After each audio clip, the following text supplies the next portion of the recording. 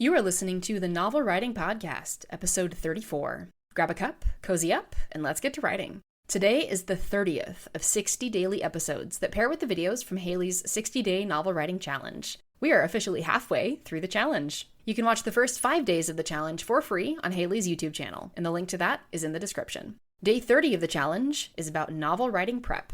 Setting aside time for consistent writing is one of the hardest things for people to do if writing is not already a commitment in your life, like brushing your teeth is. Habit change happens one day at a time, not in one instant, and many people don't think about the cost of changing habits, or the cost of making commitments, or the cost of setting goals like writing a novel in 60 days. There will be trade-offs. If you're willing to make those trade-offs, you're much more likely to hit your goal of finishing your first draft, or a sizable chunk of it, by the end of the next 30 days. Now, I'm not suggesting that you make it a habit to write 1,667 words a day for the rest of your life, but I am suggesting that you use the next 30 days of the challenge to commit to writing every day in one form or another, so that when the challenge is over and you lose steam, you don't end up not writing for 6 weeks because there's not a challenge going on. Even if you just write 100 words a day, or commit to 15 minutes a day of writing after the challenge, that's enough to maintain the habit that will serve you long-term as a writer. Treat the next 30 days like a sprint for the bulk of the word count, and then turn the dial down afterward to a more manageable level for long-term.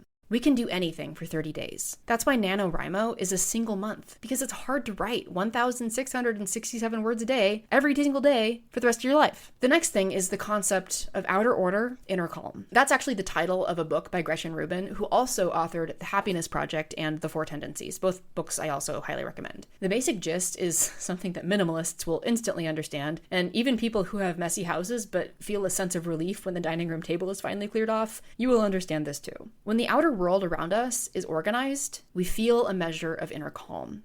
And that inner calm is what lets our brains be quiet enough to receive the whispers of ideas that make up entire books. This is why it's important to also set aside time for brain space, silence, staring out the window, going on a walk or a hike without electronics, driving without the radio. Our brains resist this at first because silence is uncomfortable if you're so used to all the noise. But ideas, especially good, long-lasting, and sticky ideas, have a hard time reaching our conscious minds when there's too much interference.